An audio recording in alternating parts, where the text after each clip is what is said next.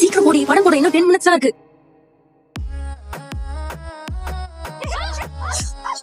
பாத்து வர மாட்டீங்களா? ஏன் பயப்படுற?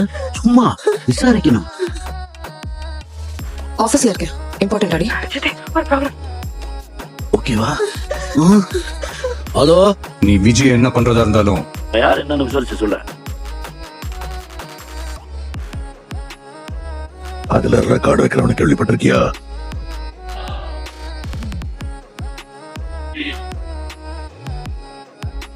அதான் தளபதி. தொட்டுறாத, ஸ்லைஸ் போட்டுவாப்ல. ஜெய் பாலையா.